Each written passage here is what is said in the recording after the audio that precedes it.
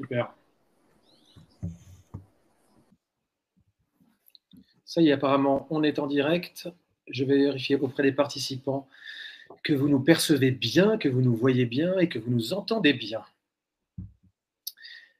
Donc bonjour à toutes et à tous, bienvenue à ce nouveau module 30 minutes avec notre rendez-vous mensuel auquel vous êtes désormais habitués. Je m'appelle Léonard Renzel, je suis psychologue et je suis spécialisé en neuropsychologie et psychopathologie de l'enfant.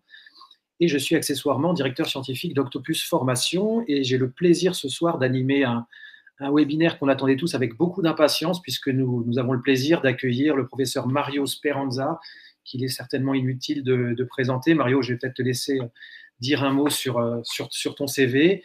Moi, je vais m'éclipser, c'est-à-dire que je vais couper ma caméra pour te laisser parler, Mario, pendant 30 minutes.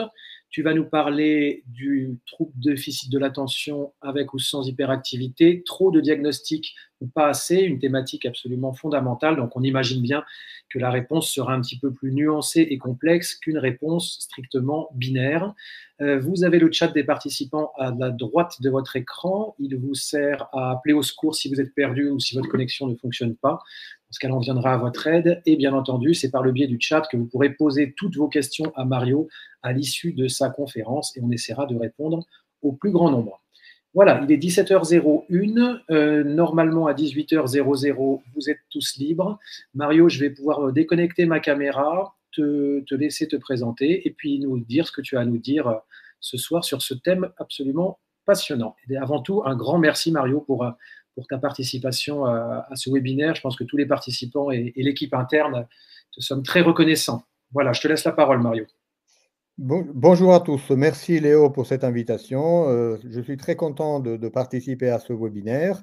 La formule de 30 minutes est un peu contraignante par rapport à tout ce que j'aurais envie de vous dire, mais je vais essayer de m'y tenir. Alors, je suis pédopsychiatre, mais également neuropédiatre, et ce qui me permet d'avoir un double regard sur le TDAH, avec un certain nombre de questions qui sont partagées par beaucoup de cliniciens. Et ce titre se veut aussi un peu provocateur par rapport à une position qui serait un peu très inclusive concernant ce diagnostic à partir de symptômes observés, ou au contraire très restrictive jusqu'à ne pas voir là où le trouble peut exister et avec un certain nombre de conséquences fonctionnelles. Je suis médecin hospitalier et universitaire, également chercheur. Donc, j'ai un peu différentes casquettes, ce qui m'aide un peu aussi à avoir une vision de différentes perspectives. Je n'ai pas de conflit d'intérêt et c'est un point important dans une thématique comme celle du TDAH. Alors, quel est l'objectif de cette présentation? Je souhaiterais réfléchir avec vous sur les enjeux diagnostiques autour du TDAH. Et en effet, les enjeux impliquent également des enjeux thérapeutiques, évidemment, qui vont découler. Et donc, c'est important de pouvoir se positionner dans cet univers où nous avons un certain point de repère, mais aussi des choses qui restent encore non suffisamment éclairées. Alors, en effet, le TDAH, là où nous en sommes aujourd'hui, c'est un domaine dans lequel on a des connaissances scientifiques de qualité. C'est l'un des domaines dans lequel il y a le plus de publications scientifiques et on a des gold standards pour le diagnostic qui sont bien encadrés par les critères du DSM. Et là, c'est un premier point.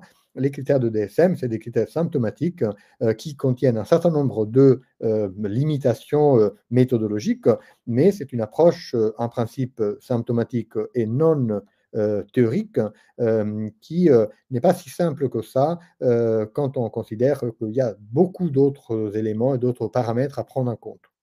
Et puis, il y a des questions qui sont notamment, d'un côté, la grande diversité clinique, en termes d'âge, en termes de forme frontière, de comorbidité, qui nous pousse vers le questionnement autour est-ce qu'on est dans une approche catégorielle ou dimensionnelle? Et on est au cœur là des nouvelles perspectives qu'on va essayer d'aborder. Et puis, est-ce qu'on est dans une réalité biologique, une posture, on pourrait dire, ontologique, le TDAH existe dans la nature, ou est-ce que c'est une construction scientifique et donc forcément provisoire et forcément donc évolutive qui va intégrer des évolutions dans les années à venir, comme il est très fortement probable. Donc on est entre ces deux réalités qui peuvent toutes les deux être pertinentes. Alors, vous savez que déjà, le diagnostic de TDAH s'intègre dans un champ plus large qui est celui des troubles du neurodéveloppement, qui sont des troubles qui impliquent le défaut dès les premières étapes de la vie, dans les premières années de la vie, du développement de plusieurs compétences euh, attendues dans le développement, que ce soit sur le plan psychomoteur comme affectif, avec un retentissement important sur le fonctionnement de l'enfant à tous les niveaux. Et donc, il n'y a pas seulement le TDAH, mais il y a également d'autres troubles qui rentrent dans ce type de domaine, les troubles moteurs, les troubles spécifiques de l'apprentissage, les troubles du spectre de l'autisme, la déficience intellectuelle, avec une option qui est malgré tout implicite d'un développement atypique à partir d'une biologie spécifique dans laquelle il peut y avoir des composantes génétiques. Et donc, il y a une conception un développement neurobiologique atypique qui rencontre un environnement qui va éventuellement amplifier ou réduire l'impact de ces anomalies, de ces particularités plutôt que d'anomalies du développement. Et ce qui veut dire qu'on peut avoir plusieurs troubles en même temps parce qu'il peut y avoir un noyau commun d'anomalies neurodéveloppementales et puis des spécificités selon les catégories, notamment avec l'avancée des âges, entre le spectre de l'autisme précoce et les troubles des apprentissages qui apparaissent un peu plus tardivement en lien avec les sollicitations scolaires. Mais cette approche part du principe que des comorbidités sont possibles entre ces différents troubles. Et là, on peut se poser la question, est-ce que c'est une simplification procédurale ou conceptuelle? Et on va y revenir. Alors, si on aborde la question du TDAH lui-même, je vais rapidement vous donner un peu les repères diagnostiques. Le repère diagnostique, c'est d'un côté une dyade symptomatique dans laquelle il y a l'inattention d'un côté, qui est définie comme une impossibilité à saisir l'information pertinente quand il existe des distracteurs, et une incapacité à maintenir un objectif programmé. Donc là, on voit qu'il y a deux domaines, qui est le domaine de l'attention avec tout ce qui est les différents types d'attention qui existent, et l'autre côté, la planification exécutive, le fonctionnement exécutif. Donc on est dans une approche qui est fortement centrée sur un volet cognitif, même si le DSM liste des symptômes, mais tous les symptômes qu'on liste dans les classifications renvoient à ces grands domaines des formes d'attention et du fonctionnement exécutif. Oublier des objets, avoir du mal à suivre des procédures, être distrait par par plein de choses, l'incapacité à maintenir son attention dans la durée, tout ça, c'est des traductions symptomatiques de ces défauts de traitement de l'information attentionnelle et sur le fonctionnement exécutif. Si on prend les deux autres domaines, la deuxième partie de la dyade, c'est l'hyperactivité et l'impulsivité. Là aussi défini d'un point de vue plutôt cognitif, comme une activité motrice excessive, non finalisée, précipitée, ce qui renvoie globalement à une difficulté à contrôler la motricité, donc à exercer une action d'inhibition. Et sur le plan de l'impulsivité, c'est la même chose, des réponses motrices, cognitives, émotionnelles, non nuancées, non modulées. Et là, à nouveau, le problème, c'est celui de la difficulté à moduler par rapport à la spontanéité initiale, et donc l'adaptation dans un contexte donné de cette capacité à contrôler. Alors, on pourrait, on sait que selon le DSM, il y a un certain nombre de symptômes par domaine qu'il faut avoir. Il faut les avoir sur un temps au moins 6 mois, mais souvent c'est bien plus. Il faut que ce soit bien plus difficile que pour un développement normal, donc il y a un vrai écart. Et il faut que ce soit présent depuis au moins l'âge de 12 ans, c'est-à-dire que c'est quelque chose qui fait partie du développement et que c'est un impact dans beaucoup de domaines, même s'il y a des fluctuations selon les contextes, différents contextes, parce que c'est quelque chose qui appartient à l'enfant, même si l'environnement peut moduler cette difficulté. Et un dernier point, mais il ne faut pas que ce soit expliqué par un autre trouble mental. Et là, les choses deviennent un peu plus compliquées. Alors, quand on voit en effet qu'est-ce que cette classification nous propose, c'est d'abord de dire c'est des troubles des mécanismes cognitifs et que c'est un lien avec un développement atypique. Il peut y avoir d'autres développements atypiques en termes de comorbidité. c'est bien avant les 12 ans. Ça a été décalé de 7 à 12 ans dans les classifications pour montrer que c'est souvent une difficulté qui appartient à l'enfant, mais qui est un lien avec les exigences qui viennent de l'environnement. Et quand il y a une rupture d'équilibre, ben, les symptômes deviennent problématiques.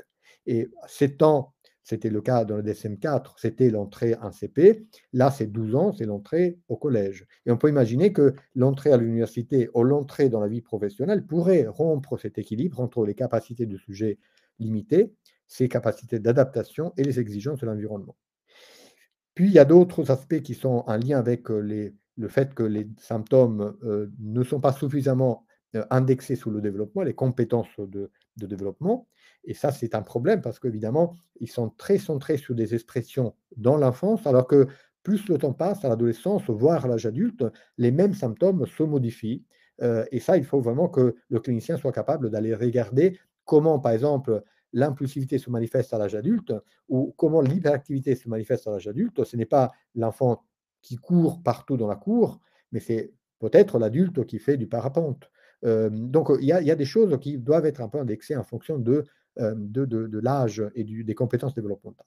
Et puis, il y a ce dernier point quand même très délicat, sur le fait que, d'un côté, certaines comorbidités ne sont pas des exclusions, et depuis le DSM-5, les troubles du spectre de l'autisme peuvent être associés au TDAH, et donc on peut avoir un double diagnostic, ce qui a abouti à une augmentation des diagnostics de TDAH, notamment parce qu'avant, ils étaient non retenus quand on avait un trouble du spectre de l'autisme. Donc, c'est un risque d'augmentation excessive, mais aussi avec des bénéfices possibles de prendre en compte cette dimension inattentionnelle et hyperactivité dans les TSA.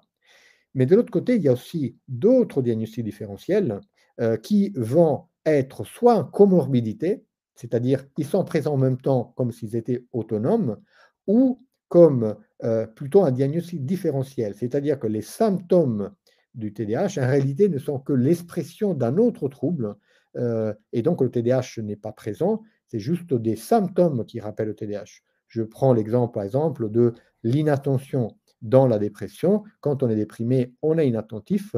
On n'a pas pour autant un trouble de l'attention, de la fonction cognitive de l'attention. On a un trouble dépressif qui a un retentissement sur les compétences cognitives et attentionnelles. Mais alors, il y a un autre problème, si on revient à la diapositive sous les symptômes, qu'en réalité, quand on voit les patients TDAH, il y a ces symptômes-là. Mais il y a également d'autres symptômes qui sont parfois bien plus problématiques. Tout ce qui est lié à l'instabilité émotionnelle et aux troubles du comportement, c'est des enfants qui sont souvent très difficiles au quotidien à cause de ces tempêtes affectives. Mais il y a aussi d'autres troubles comme les apprentissages, que ce soit des difficultés ou des vrais troubles spécifiques, des troubles du sommeil, des difficultés motrices qui peuvent parfois aller jusqu'à des vrais troubles du développement des coordinations. Alors, et d'ailleurs, on sait que les comorbidités sont quand même très fréquents, si on les considère comme indépendantes les unes des autres, hein, comme s'il n'y avait pas de lien, ce qui est parfois un peu difficile à poser.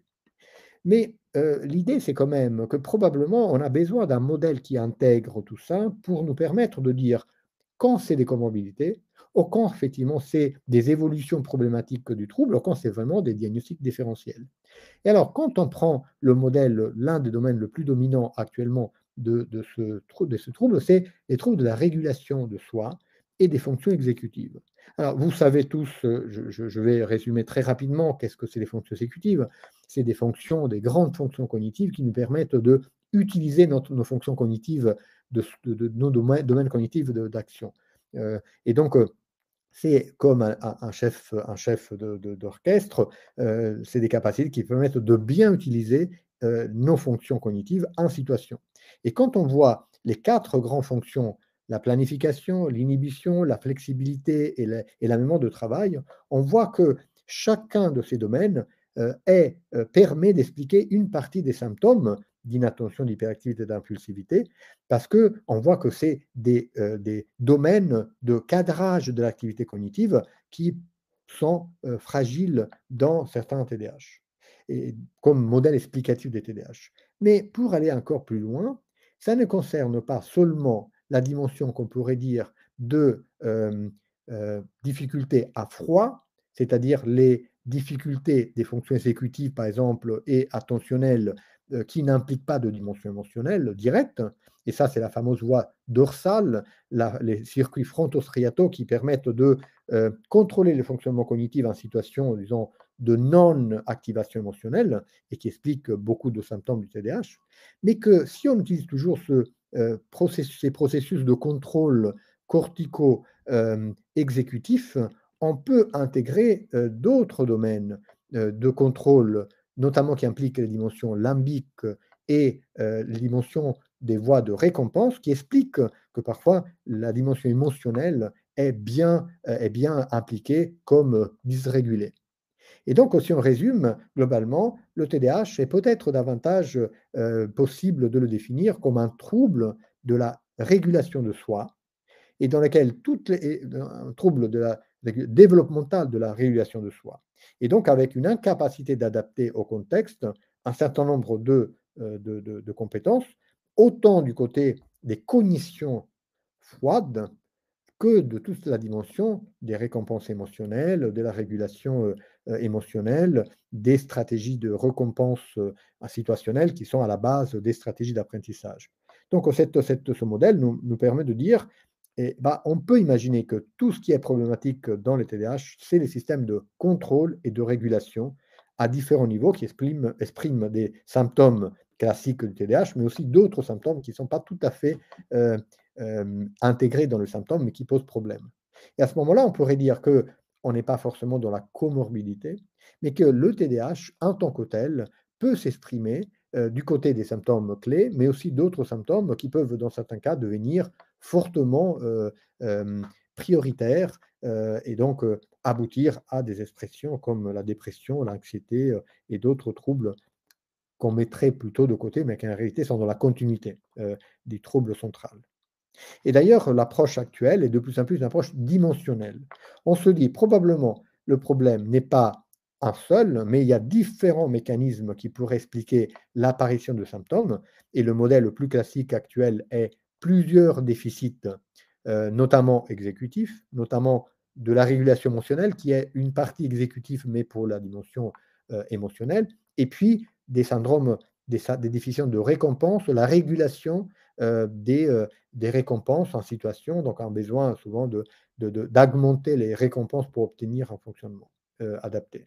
Et donc, l'approche actuelle, ce n'est plus de chercher uniquement la catégorie du trouble, mais quelles sont les dimensions sous-jacentes qui pourraient expliquer les symptômes et qui donnent aussi une certaine hétérogénéité du trouble. Mais alors, donc, quand on a ce modèle un peu général, on se dit, mais comment faire le diagnostic au quotidien pour ne pas passer à côté de toutes ces dimensions?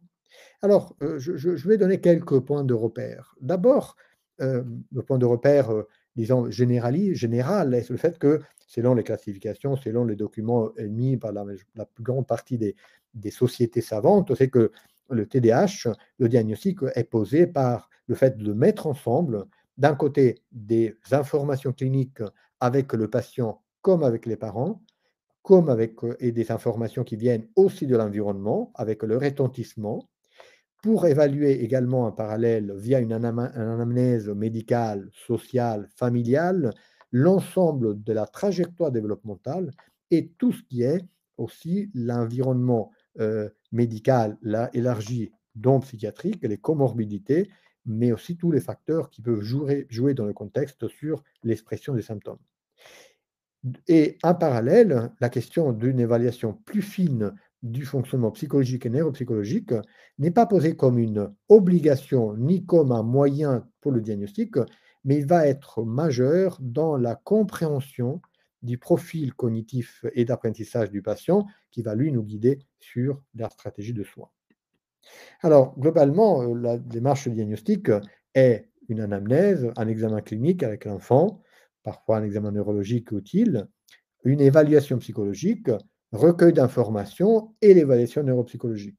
Je vais juste te donner quelques éléments de chacun de ces points parce qu'ils sont quand même importants à définir. D'abord, sur l'anamnèse, on l'a vu, c'est une anamnèse développementale, autant sur la dimension des comportements, en termes d'intensité de durée, mais aussi de toute la dimension affective et cognitive et les conséquences de tous ces symptômes sur le plan relationnel, social, familial et scolaire. avec une image au moment où on voit l'enfant, avec toute la sensibilité au contexte et les symptômes associés, mais aussi dans le temps pour essayer comment les choses se sont un peu structurées dans le temps. Ce qui nous permet là de voir quand, effectivement, grâce à une chronologie des troubles, un trouble comorbide apparaît secondairement, et il est donc clairement secondaire au trouble, et donc il y a une logique de comorbidité chronologique, au quand dans certains cas c'est simultané, et à ce moment-là, c'est la recherche de mécanismes de, de, d'émergence d'un trouble de l'autre qu'il va falloir analyser de façon beaucoup plus fine. Par exemple, je donne un exemple classique, un trouble attentionnel et un trouble des difficultés motrices. Est-ce que les difficultés motrices font que quand on a un trouble du développement des coordinations, une dyspraxie, la sollicitation motrice va mettre le sujet à charge excessive de ressources attentionnelles, et donc il va apparaître comme inattentionnel. Mais le problème n'étant pas l'attention en tant que telle, mais la double tâche avec la difficulté d'automatisation du geste moteur qui fait que ben, l'attention est insuffisante. Donc, dans ce cas-là, on n'est pas dans une comorbidité, mais on n'est pas dans une. Les difficultés attentionnelles sont la conséquence du trouble moteur. Et donc, on va chercher en permanence ces doubles dissociations ou cette logique symptomatique entre un niveau et l'autre pour arriver à définir de façon objective qui joue sur quoi, et puis ce qui permet souvent de prendre des décisions sur l'intervention elle-même. Alors, il y a évidemment l'observation directe et indirecte, et donc on a souvent un kit d'éléments dont on a besoin, des observations de l'environnement, sur le plan de l'attention, mais également sur le fonction exécutive, sur l'adaptation du sujet, donc ce qui permet un peu de mettre en comparaison des normes vis-à-vis de la population. Souvent, l'idéal, c'est d'avoir ces informations, mais aussi de voir l'enfant en situation de groupe, parce que c'est là que l'enfant va être soumis à des tensions fonctionnelles qui vont montrer ses capacités. Quand on voit l'enfant tout seul en consultation, souvent, soit en temps court, l'enfant est capable, dans un contexte particulier, en tête-à-tête, de fonctionner de manière très différente de comment il est en situation plus écologique. Donc, c'est pour ça qu'on va vers des évaluations, si possible, de plus en plus écologiques, d'observation ou de recueil par l'environnement. Et puis, évidemment, l'entretien psychologique, l'évaluation psychologique, plus ou moins approfondie et avec des évaluations spécifiques du fonctionnement affectif pour nous donner un peu des indications de la place que cela prend en termes de cause, mais aussi de conséquences souvent du trouble sur l'enfant. Et ce qui nous amène à l'évaluation, par contre, neuropsychologique. Alors, l'évaluation neuropsychologique, elle est complexe, elle est souvent souhaitable, non toujours possible en termes de moyens dont on dispose, mais si on avait la possibilité d'avoir les compétences intellectuelles, le profil cognitif, les ressources attentionnelles en termes d'intensité, de sélectivité, attention soutenue, attention divisée, contrôle attentionnel, bah, nous, on aurait la possibilité, sous le volet auditif et visuel, d'avoir un peu plus de spécificité des difficultés attentionnelles qui sont manifestées par l'enfant selon les contextes et selon le mode d'entrée, notamment pour le différencier d'autres troubles qui pourraient être à l'origine. Par exemple, si on a une problématique de coordination visuelle ou de fonctionnement auditif, bah ça va nous aider à comprendre l'impact et l'importance et l'autonomie de la difficulté attentionnelle par rapport à des déficits qui sont associés.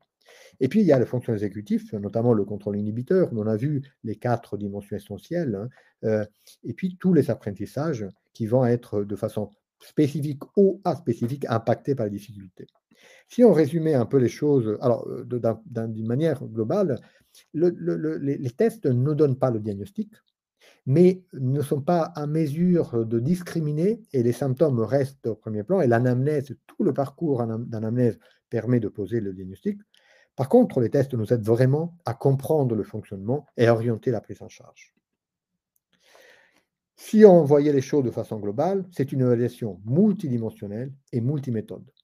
Sous le plan des tests neuropsychologiques, que ce soit sur papier crayon ou informatisé, l'évaluation écologique par des questionnaires, l'évaluation de la chronométrie affective, c'est-à-dire les modalités de gestion des situations émotionnelles, les évaluations fonctionnelles sur le plan langagé ou de la psychomotricité, et puis en général l'ensemble des domaines de régulation qui vont un par un faire l'objet éventuellement d'actions thérapeutiques. Si on le voit avec une autre image, c'est à chaque fois qu'on voit un enfant pour lequel un TDAH est suspecté, mais on devrait avoir la possibilité, d'une façon simple ou plus complexe, d'évaluer l'ensemble de ces cibles qui sont affichées. La coordination motrice, la régulation du sommeil, les apprentissages, les cognitions sociales, la capacité à se mettre à la place d'autrui, la capacité à réguler les émotions, le fonctionnement exécutif, les interactions familiales en termes de dynamique, l'estime de soi comme conséquence de toute la modalité d'interaction complexe des enfants et les interactions sociales, parce que souvent, il faut différencier ce qui est un terme d'incompétence de cognition sociale ou de impact de l'impulsivité, de l'hyperactivité, de l'inattention sur les relations sociales à cause de la difficulté à moduler. Et donc, à chaque fois, si on a toutes ces dimensions, on peut construire euh, un projet thérapeutique à partir d'une évaluation diagnostique et fonctionnelle qui intègre la dimension d'évaluation diagnostique différentielle. Et c'est là que je vous mets une dernière image sous ce thème, c'est le fait que globalement, quand on fait l'ensemble de cette approche, eh bien, on peut différencier globalement des situations de symptomatologie, hyperactivité, inattention et impulsivité qui sont de nature intermittente, d'apparition récente, situationnelle, et qui sont fortement probablement en lien avec un trouble autre, que ce soit la normalité de la turbulence de l'enfant selon l'âge, dans des contextes non adaptés, des troubles affectifs, anxieux, dépressifs, qui vont occuper l'attention et la capacité de fonctionnement de l'enfant qui s'exprime souvent via le corps, tout ce qui est les aspects de carence éducative, de dépression, qui vont susciter chez les enfants des adaptations de survie pour essayer de réanimer le parent ou d'arriver à exprimer la souffrance de la situation, et puis des inadaptations qui sont vraiment par rapport aux exigences de l'environnement à partir d'un enfant qui a un fonctionnement plus classique. De l'autre côté, des situations qui sont beaucoup plus chroniques, stables, constitutionnelles, dont certaines sont de nature biologique, comme par exemple des pathologies génético-neurologiques qui amènent certains neuropédiatres à poser le diagnostic de TDAH symptomatique, c'est-à-dire symptomatique d'un trouble, par exemple d'épilepsie, qui peut générer des troubles attentionnels, des troubles qui sont liés plus à l'intégration d'un certain nombre de dimensions de la personnalité et du fonctionnement, et qui se manifestent comme dans le cas de l'autisme, mais de forme de troubles multiples et complexes du développement, dans lesquels on voit que les régulations sont tellement déficitaires que les symptômes s'expriment. Et puis le TDAH, qui est un peu le type pur, on pourrait dire, qui peut s'associer évidemment à d'autres choses, mais qui est le type pur d'une difficulté constitutionnelle, des capacités de régulation de l'expérience cognitive autour du contrôle de l'attention, de la motricité et de l'impulsivité, et de l'autre côté de la régulation de l'expérience émotionnelle et sociale. Et là, c'est un trouble propre. Et qui a une réalité propre, probablement avec une composante biologique importante. Quand on a ce modèle, on peut plus facilement naviguer autour de l'épidémiologie du trouble. Et quand on voit l'épidémiologie du trouble dans la population générale, on sait que dans le monde entier, on est autour de 2-3% de la population, mais avec des fluctuations entre 0% et 8%. Et moi, je pense, et beaucoup de données scientifiques le montrent, que ce n'est pas tant la biologie ou l'environnement qui change, mais c'est les modalités d'analyse de ce processus de processus diagnostique qui se fait mal, qui se fait d'une façon atypique, avec une attention excessive aux symptômes, sans réflexion globale de la trajectoire et de l'implication de tous les différents contextes, sans pondération, ou à une posture qui serait un peu plus idéologique, à l'inverse, de voir les symptômes comme uniquement une expression de quelque chose d'autre. Et on est probablement dans un entre-deux, et quand on voit que dans le monde entier, l'épidémiologie est quand même assez proche dans les études les plus sérieuses, montre que peut-être ces extrêmes, entre trop de symptômes qui nous aveuglent, on pourrait dire, sur autre chose, et trop de théories qui vont nous mettre à défaut de comprendre les enjeux, et ben, nous mettre en position de porte-à-faux, et qu'une posture méthodologique nous aide à nous protéger des excès. Alors, pour terminer, donc, on est peut-être en France un peu en retard sur le diagnostic, mais c'est un retard qui est peut-être bénéfique quand on ne va pas trop loin dans une prescription pharmacologie, par exemple, excessive. Donc, c'est un retard qui, je trouve, est en train d'être rattrapé, mais avec un peu de prudence qui nous vient de l'expérience un peu d'excès qu'on a connu aux États-Unis, dans lequel, dans chaque classe, 3, 4, 5, 10 enfants par classe sont sous traitement, ce qui ne correspond pas à la réalité biologique qu'on peut imaginer. Mais le fait que certains enfants en ont besoin, et parfois, ce n'est pas toujours ceux qui en ont besoin qui sont pris en charge pour des raisons qui sont aussi en lien avec l'accès aux soins. Donc, je vais terminer quasiment à l'heure avec juste un rappel sur le fait que la prise en charge est complexe et intègre toutes ces différentes dimensions, éventuellement traitement pharmacologique, mais toutes les thérapies psychosociales qui tiennent compte des données plus récentes et qui intègrent aussi la perspective des parents, qui vont de la psychoéducation aux ressources de la communauté, aux interventions qui existent au sein des lieux de vie de l'enfant et qui intègrent des stratégies individuelles qui visent la régulation de soi, qui accompagnent les parents, qui travaillent les anomalies exécutives et métacognitives, qui travaillent les compétences d'habilité sociale, donc tout un tas de domaines qui sont problématiques chez l'enfant et qui permettent un peu de l'accompagner dans son parcours plus adapté, pour essayer de faire ressortir des qualités que ces enfants ont et qui sont souvent cachées ou perdues derrière des expressions symptomatiques ou des comorbidités qui complexifient leur parcours, les mettant en grande souffrance et en empêchant de valoriser toutes les ressources dont ils disposent. Voilà, je vous remercie pour votre attention.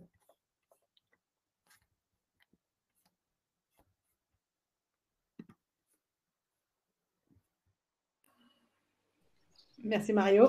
Merci beaucoup Mario. C'était comme toujours à la fois clair et limpide et passionnant. Merci infiniment Mario. Et ton exposé suscite déjà plusieurs questions. Alors, on a pour coutume effectivement de remercier notre conférencier par le biais du chat, donc n'hésitez pas à l'utiliser dans cette voie-là. Et je vais tout de suite pouvoir commencer à visiter les premières questions qui ont été posées durant ton intervention. Mario, si tu es d'accord, c'est bon, on peut y aller? Oui. D'accord, super. Donc là, on a encore une petite demi-heure pour une phase plus interactive. Donc Cédric nous dit « Merci pour cette présentation. Pourriez-vous concrètement donner un exemple sur la façon dont un bilan neuropsychologique va venir informer sur les aménagements, adaptations à mettre en place ou ne pas mettre en place ?» Et il complète sa question, par exemple, qu'est-ce qu'on peut apprendre d'une teach ou d'une figure de Ray? Pourriez-vous également faire un point sur les prises en charge que vous conseillez? Oui. Évidemment, ça dépend du cas par cas. Oui, alors, très belle question, question très importante. L'idée, c'est on fait des bilans pour essayer de les orienter vers les aides concrètes qu'on peut proposer. Alors, quand on fait un bilan attentionnel, on le fait moins pour le diagnostic en tant que tel. Ça peut nous aider, hein, c'est un faisceau d'arguments qui nous soutient dans le diagnostic, mais ça nous permet de voir globalement quels sont les points de fragilité et le point de force dont dispose un enfant qui est en difficulté, par exemple à l'école. Si on prend par exemple la Teach ou d'autres évaluations spécifiques de l'attention, et quand ils ont sont souvent des approches modulaires dans lesquelles il y a des évaluations de l'attention auditive et visuelle et qui peuvent parfois être dissociées. Certains enfants ont des difficultés du côté de l'attention auditive, mais moins du côté de l'attention visuelle, pour des raisons multiples.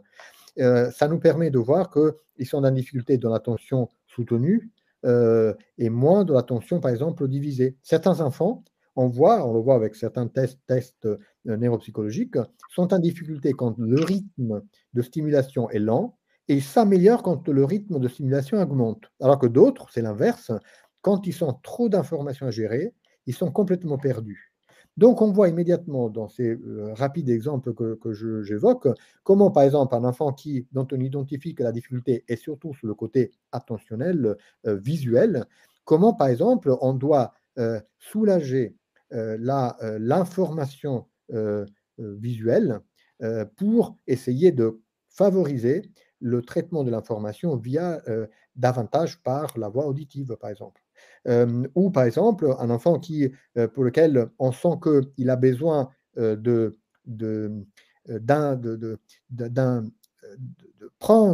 d'augmenter le niveau de stimulation pour être intéressé, il faut multiplier, par exemple, les sources d'informations qu'on lui propose.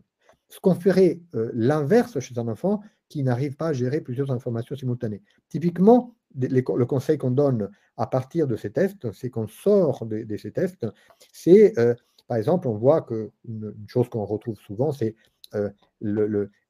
traiter l'information, multiples informations simultanées est très difficile chez la plupart des enfants. Donc, on peut voir comment séquencer les activités scolaires, les activités cognitives. Donc, pas les faire en bloc, mais l'une après l'autre. Et ce qui me permet de venir à la question de la figure de Ré, par exemple. La figure de Ré est une figure qui est parfois très difficile à faire pour les enfants qui ont des problématiques de motricité, mais aussi difficile pour des enfants qui ont des difficultés attentionnelles et exécutives.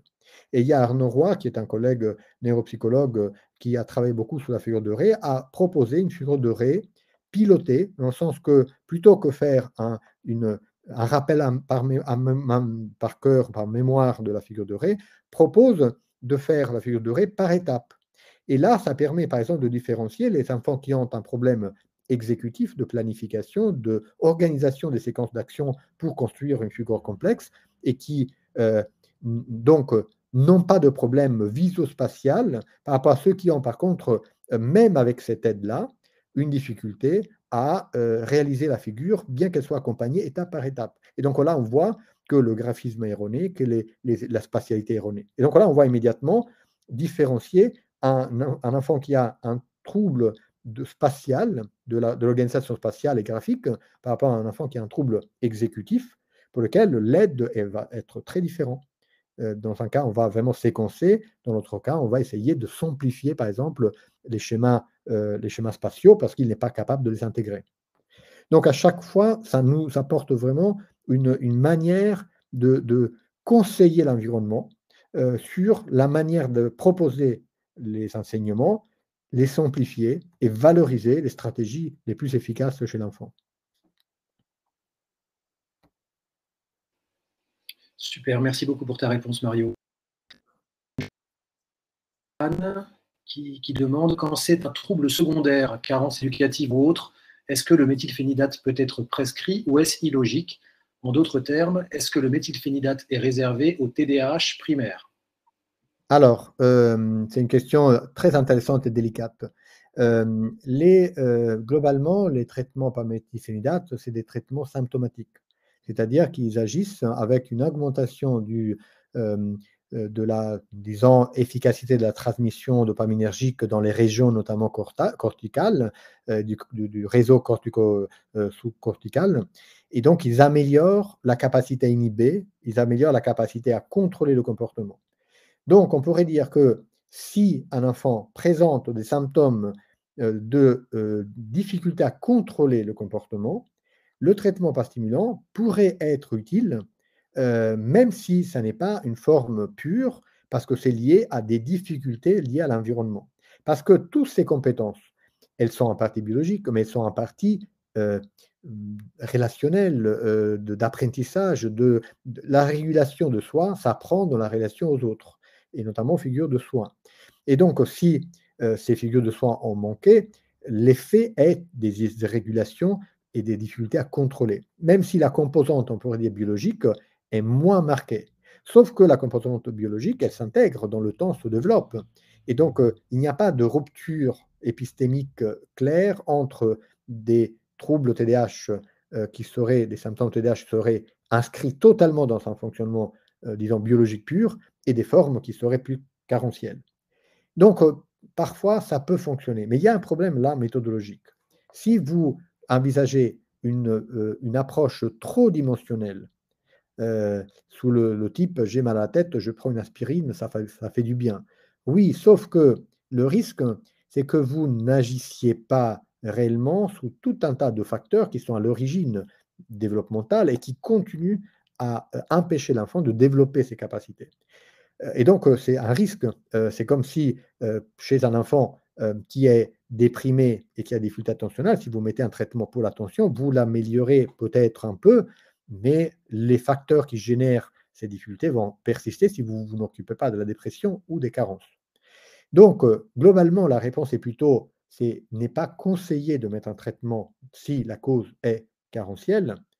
Dans certains cas, vu qu'il y a une intégration de causes multiples, dans ces situations dans lesquelles on sent qu'il y a des limites des stratégies autres et qu'on a déjà essayé des stratégies qui ont aidé jusqu'à certains points sans arriver à suffisamment aider l'enfant, on peut parfois faire des traitements dont vous devez savoir que vous le faites de façon stratégique et non liée au trouble lui-même. Et c'est une approche à ce moment-là plus symptomatique, comme les pédiatres ont fait depuis longtemps pour les TDAH symptomatiques d'épilepsie. Il y a dans ces cas-là, par contre, beaucoup plus de difficultés à manier le traitement. C'est beaucoup plus aléatoire l'efficacité et beaucoup plus d'effets secondaires souvent associés, parce que c'est des enfants, par exemple, lesquels les effets secondaires vont être amplifiés. Un enfant qui a une difficulté à réguler l'anxiété, ben, il risque d'augmenter sa difficulté à réguler l'anxiété, donc on va être dans une gestion plus complexe. Merci beaucoup, Mario. Une question de Marianne pour enchaîner. Connaissez-vous des projets pilotes mis en place avec l'éducation nationale? Alors, ma réponse est plutôt pas suffisamment, donc elle est plutôt une réponse triste parce que je pense qu'on aurait vraiment beaucoup à faire en France. J'ai connaissance de quelques projets au Canada. Les pays, le Québec et même le Canada anglophone travaillent depuis longtemps sur des actions auprès des écoles. La, la- la- la logique est quand même assez simple. Les enfants TDAH, notamment ceux qui ont des difficultés exécutives, de mémoire de travail, de planification et de gestion du comportement, mettent à dure épreuve la classe. Mais les stratégies qu'on propose à ces enfants dans les classes sont bénéfiques aussi aux autres enfants, pas seulement aux enfants TDAH. Donc ça augmente l'inclusivité et le bénéfice pour tout le monde. Deuxième point, le temps passé à l'école est beaucoup plus important que le temps passé avec des professionnels et avec les parents. Et donc l'impact sur les capacités de rééducation des difficultés d'enfants à l'école sont encore plus importantes parce que plus de temps, plus d'initiatives. Et puis l'enfant construit beaucoup ses manières d'être, d'apprendre l'image de soi à l'école. Donc tout ça, c'est des questions qui vont dans ce sens-là. Le projet celui que je trouve, il y a deux projets que j'ai un peu suivis qui sont passionnants. Un est un projet israélien qui était monté pour essayer de travailler chez des enfants TDAH avec comorbidité euh, à l'école, dans les classes, en essayant d'améliorer la qualité de la relation entre l'enfant et les enseignants. Donc, moins du côté de stratégie pédagogique adaptée, exécutive pour les enseignants, on le faisait aussi, mais travailler la qualité de la relation entre l'enfant et l'enseignant, qui est un des facteurs qui se dégrade le plus facilement et qui réduit après l'adaptation de l'enfant. Donc ça, c'est un projet israélien qui est passionnant, qui a montré que travailler sous la relation avec l'enseignant avait un effet qui démultipliait l'efficacité des stratégies pédagogiques ou des stratégies exécutives proposées. Deuxième projet, c'est un projet mené par Marios Tannock, qui est une psychiatre canadienne, qui a introduit vraiment fait tout un travail sur l'implémentation de stratégies cognitives qui sont utilisées normalement en thérapie au sein de l'école, et donc avec des ajustements parce que les enseignants ne peuvent pas faire la même chose. Et c'est un projet également qui est mené un peu sous le même style que Francis Lucier a fait sous la tentative d'intégrer des modèles comme PIFAM à l'école, c'est-à-dire de proposer un environnement exécutif plus adapté. Donc ça, c'est deux expériences qui sont connues parce qu'ont montré une certaine efficacité. Il y en a d'autres plus simples, et ça existe aussi en France, mais qui ne sont pas suffisamment, à mon avis, structurés, malgré un peu ce qu'avait proposé à un moment Stanislas Dehaene avec l'application des connaissances des neurosciences à l'école, la pédagogie, ça n'a pas pour l'instant abouti à des programmes formalisés. Mais si vous en connaissez, ça, je suis très intéressé. Merci Mario. Florence demande à propos de l'âge du dépistage. Peut-on dépister de façon précoce comme d'autres TND avant 12 Oui. ans, mais à partir de quel âge? Alors, normalement, quand on dit qu'il faut que les symptômes soient présents avant 12 ans, ça veut dire qu'on peut avoir des enfants qui ont des difficultés importantes à partir de l'âge de 12 ans. C'est-à-dire qu'avant, ce n'était pas si évident que ça. Mais les symptômes de TDAH, le diagnostic, on peut le poser à partir de l'âge de 6 ans. Et globalement, on peut trouver des symptômes de TDAH bien avant. Les enfants, les mamans nous le disent, hein, dès qu'il a commencé à marcher, ça a été difficile. C'est un enfant qui, quand je l'avais dans les bras à 8 mois, il bougeait tout le temps, j'arrivais pas à l'apaiser, il avait des difficultés à se réguler, le sommeil était compliqué. Donc il y a des symptômes qui peuvent se rapprocher des difficultés qui deviendront plus claires plus tard, dès l'âge de 2-3 ans. À 4-5 ans, c'est quelque chose qui devient déjà assez évident en termes de différence par rapport à des enfants à parier. Ce qui est compliqué, c'est qu'à 4-5 ans, hein, on peut faire déjà du dépistage, sauf que les causes responsables éventuellement de ces symptômes sont beaucoup plus complexes et que l'enfant n'est pas censé à 4 ou 5 ans avoir déjà des capacités de régulation suffisantes. Et là, c'est l'environnement qui est souvent davantage en difficulté.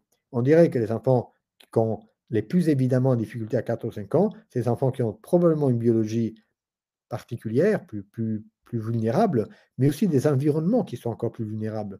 Et donc, cette rencontre fait un peu flamber les symptômes.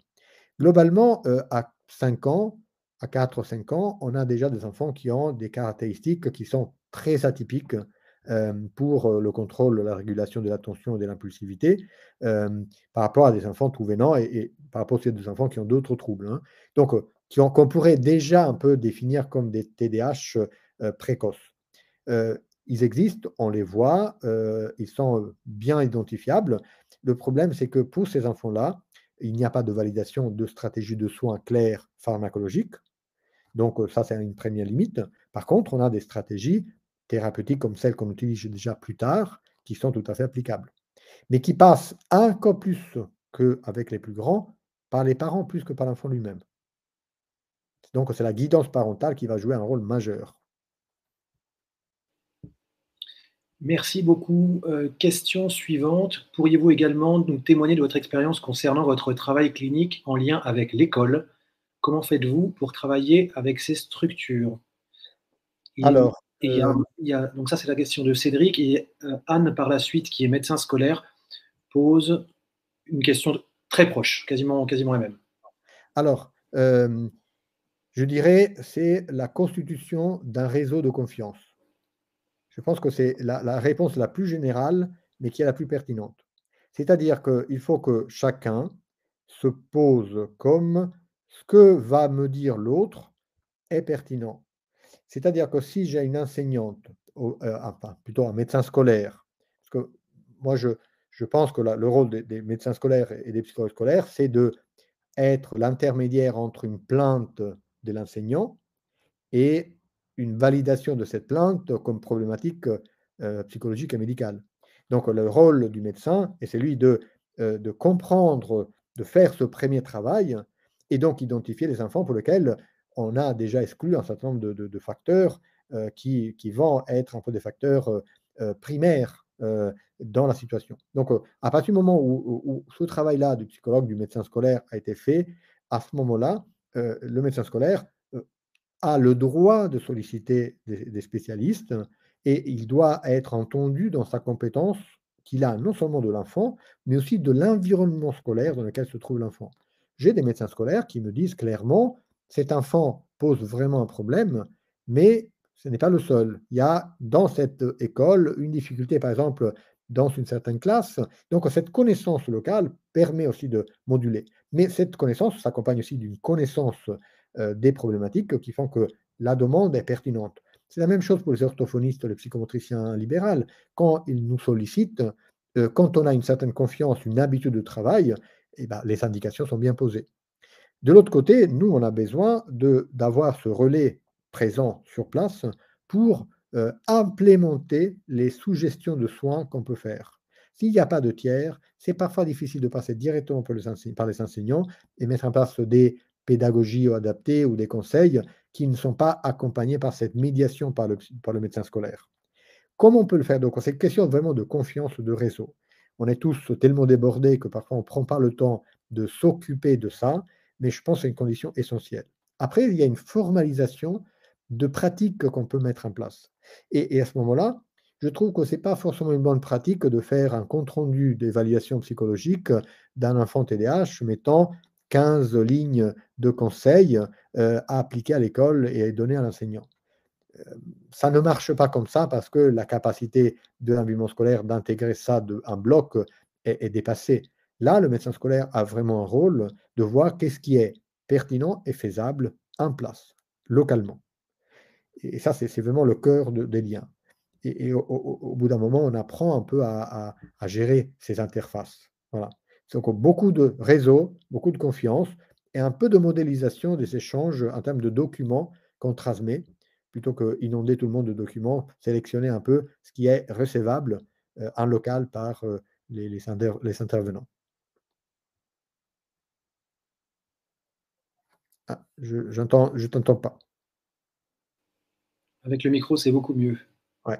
Alors, il nous reste une petite dizaine de minutes. On a une question électrique de Barbara qui nous dit qu'elle a pu constater au plan clinique de manière récurrente pour des enfants diagnostiqués TDAH une présence très prédominante de la mère, même dans les échanges, et très peu de prise de parole, de présence et d'investissement du père. Avez-vous pu observer des aspects affectifs environnementaux de ce type? Je suis ravi de te laisser répondre à cette question et de ne pas avoir à la traiter. Alors, oui, c'est une question délicate. Disons globalement, les mères, dans l'environnement moyen familial, c'est la personne qui gère une très grande partie de la vie des enfants. C'est juste une question de présence.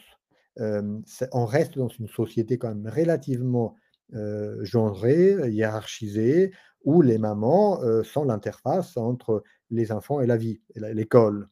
Je ne dis pas que les pères ne jouent pas de rôle, mais globalement, c'est un peu. Et c'est les mamans qui accompagnent souvent les enfants en consultation.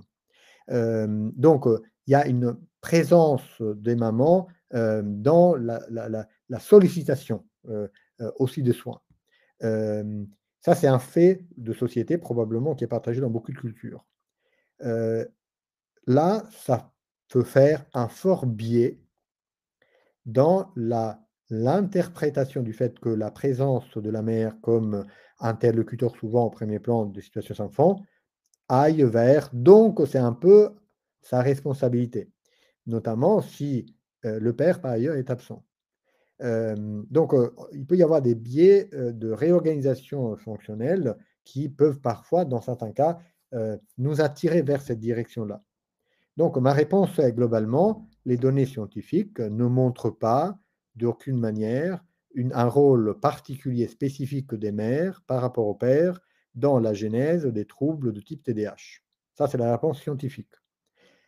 Après, il y a le fait qu'on rencontre des populations qui sont très hétérogènes, qui sont souvent biaisées, l'accès aux soins est biaisé, et donc ça peut aboutir à des observations ponctuelles dans lesquelles on rencontre tout et l'opposé de tout.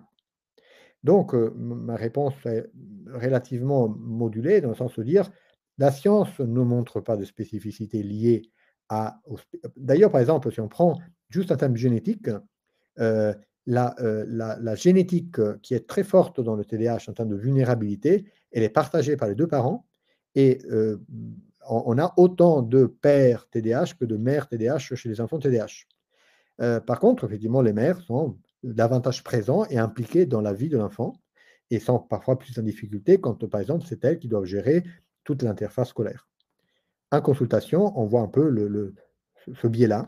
Donc, prudence par rapport à des attributions. Après, qu'il y a des situations spécifiques d'anxiété maternelle ou d'anxiété paternelle ou d'absence paternelle, ça, c'est la clinique où on peut voir tout et l'opposé de tout. Mais je ne le mettrai pas comme une causalité, mais plutôt comme un fait observationnel, souvent biaisé par des modes d'accès aux soins. À nouveau le micro. Très bien sorti. Vers quelle structure sociale guider un trouble des habitudes, vers quelle structure guider pour un trouble des habiletés sociales lié au TDAH? Je n'ai pas compris la question, excusez-moi. Vers quel type de structure il faut guider Ah, les d'accord. familles pour un Alors, trouble des habiletés sociales lié au TDAH? Alors, globalement, les TDAH ont des difficultés d'ajustement social. Ils sont impulsifs, donc ils sont parfois maladroits, ils font pas attention aux codes sociaux et donc ils sont impulsifs socialement, donc ils se mettent en difficulté. Ça, c'est des conséquences liées au trouble. Donc, il faut s'occuper globalement du trouble TDAH et on peut le faire par la guidance parentale, par des thérapies euh, cognitives ou autres thérapies, les interventions par médiation. euh, qui vont faire réduire cet impact-là.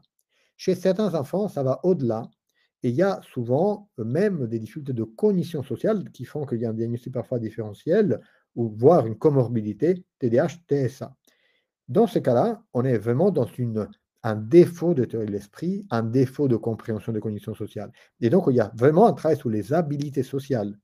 Et ce travail sur les habilités sociales, eh ben, il faut que ce soit spécifique par des professionnels qui sont à même de proposer des groupes ou des prises en charge individuelles sur les conditions sociales. Et là, c'est autant des psychologues que des psychomotriciens qui ont développé ces compétences. C'est toute la panoplie des professionnels, hein, sauf des professionnels qui ont intégré ce modèle, qui est un modèle dans lequel, globalement, on explicite ce que l'enfant a du mal à comprendre de façon implicite. La plupart des enfants comprennent de façon instinctive comment ça fonctionne la relation sociale, pas ces enfants-là. Et donc, il faut faire tout un travail de explicitation, de mise en situation, par des jeux, des rôles, par des mises en scène de scénarios sociaux qui sont entraînés sous le modèle de la rééducation, de la réhabilitation sociale. Et ça peut être autant en libéral qu'en public. Les CMP sont tout à fait adaptés, mais après, il y a des cabinets libéraux qui développent ces compétences, voire des CESAD. Donc, ça dépend, je dirais, c'est plus la compétence que les lieux en tant que tels.